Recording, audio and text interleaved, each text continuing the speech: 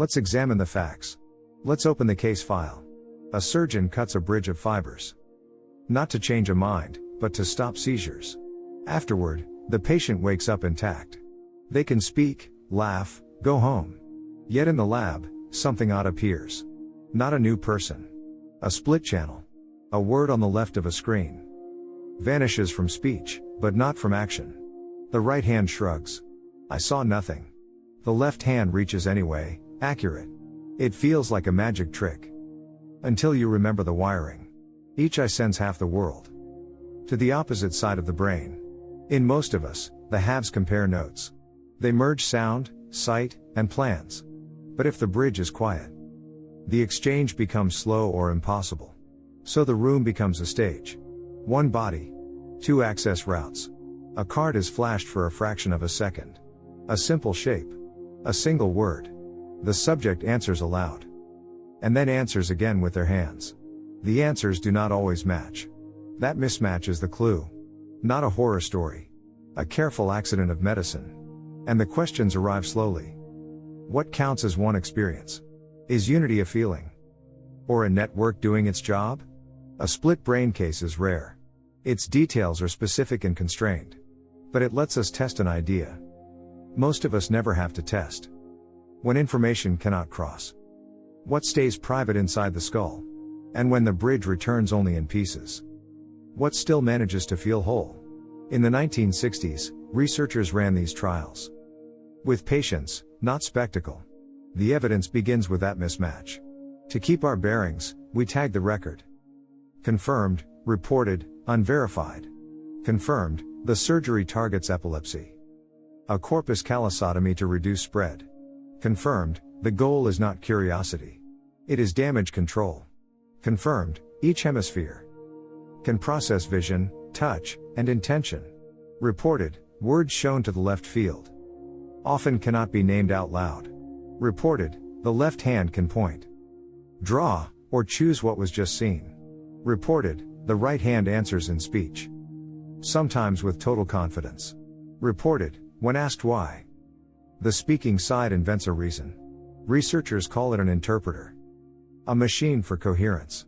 Unverified, what the quiet side knows. When it cannot translate into language.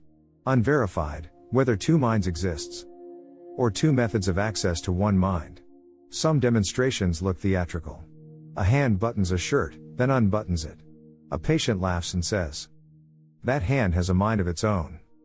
But we should be strict. Most daily life looks normal. The brain still shares the world.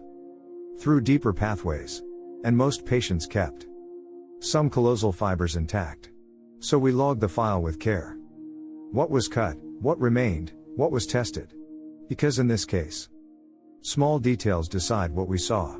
Even the word split can mislead if we use it loosely. Confirmed, information presented to one side can stay stuck on that side. Reported, the left hand may select a tool the voice cannot name. Unverified, how often these splits appear outside a lab's narrow spotlight. The bridge is called the corpus callosum. 200 million fibers, roughly. It is not one cable. It is many lanes of traffic. Some fibers carry vision forward. Others share touch, movement, timing. When that traffic is interrupted, you don't lose intelligence. You lose transfer. A touch in the left hand may not become a word. A picture on the left side may not enter speech. Language is usually left-leaning. So is the habit of explanation. The left hemisphere likes reasons. It narrates the action as if it chose it. The right hemisphere tends to read space, faces, tone, and rough patterns. These are broad tendencies, not hard laws. Split brain testing exploits a trick. A stimulus flash to one visual field, right field goes left brain. Left field goes right brain. Ask the patient to say what it was. Then ask the hands to choose. One side speaks. The other side performs. Sometimes the mismatch is quiet. A hesitation. A blank word. Sometimes it is sharp. A correct object selected in silence. In early labs, the tools were simple. Cards, screens, brief flashes. But the lesson was deep. Two systems can be capable, yet unable to share a sentence. What we learn is not simply division. It is the map of what each side can do, without the other's vocabulary.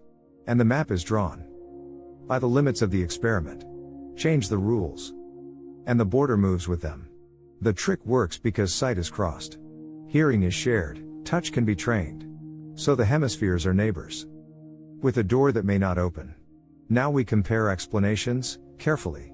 Hypothesis A, the surgery reveals two semi-independent streams of awareness. Each hemisphere can perceive and decide, and only one can tell the story. Hypothesis B, the surgery reveals one awareness with two reporting systems. The mind stays unified in feeling, but access to evidence is split. Alternative explanation, the strongest effect may come from method itself. Flash timing, response rules, and what counts as an answer can manufacture a clean divide. Modern studies complicate the folklore.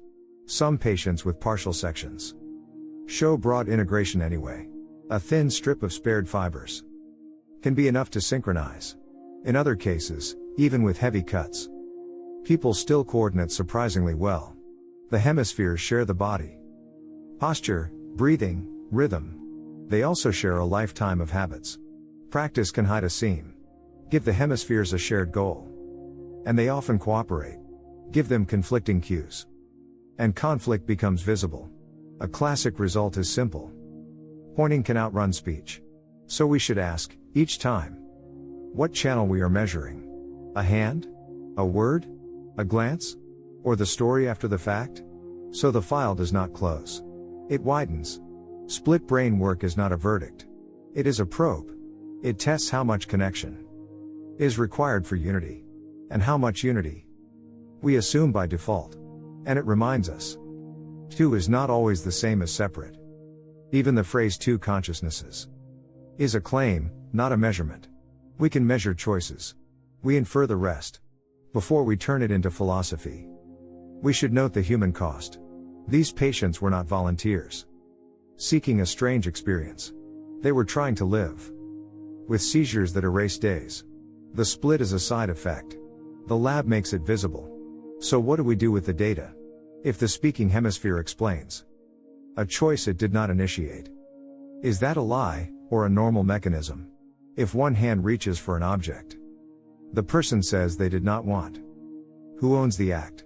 Responsibility is practical. Law, medicine, relationships. We treat a person as one agent. We sign one name. But the brain is a committee. Votes travel through white matter. When the channel is cut, the committee still acts, but the minutes are missing. In rare moments, the mismatch becomes public. A hand that pulls away. A hand that resists. A gesture that feels not mine. Clinicians call some of this disconnection, dyspraxia, conflict. But most of the time, life stays smooth. And that matters. Because the case is not just about drama. It is about what we overlook every day. We act, then explain. We feel, then label. The split brain case just makes the timing obvious. It asks us to separate experience, control, and narration. Not to pick a winner, but to see the seams. And to admit how often our seams are simply invisible. Ethics enters quietly. If a person cannot report a stimulus, but can act on it, what do we call that knowledge? And if explanation can be confabulated, how often do we do the same without noticing? So we end where a detective should end, with a question, not a conclusion. Split brain science is famous because it threatens a comforting idea that inside one skull there is one unbroken narrator, but the file suggests another picture. A narrator and a workshop. Perception arrives in fragments. Action begins before explanation. Sometimes the story catches up. Sometimes it guesses. When you say I, which system is signing the line? The part that moves the hand? The part that explains the movement? If unity can survive with only a fraction of connection, what is the minimum bridge? And if unity can fracture in the space between perception and speech, what should count as evidence of a self? One test is easy to say. A single voice, no contradictions. But real minds are messier. They disagree quietly. A second test is coordination. Hands, eyes, language, timing. All pulling in the same direction. That can exist. Even when information is uneven. So your rule matters. Write your standard in one line. Is it consistent control? A single story that never breaks? Or is it cooperation? Even when the story arrives late? In this file, the facts stay plain. One body, two hemispheres. And a bridge that can be quiet. What changes is the angle. Comment the rule you would use.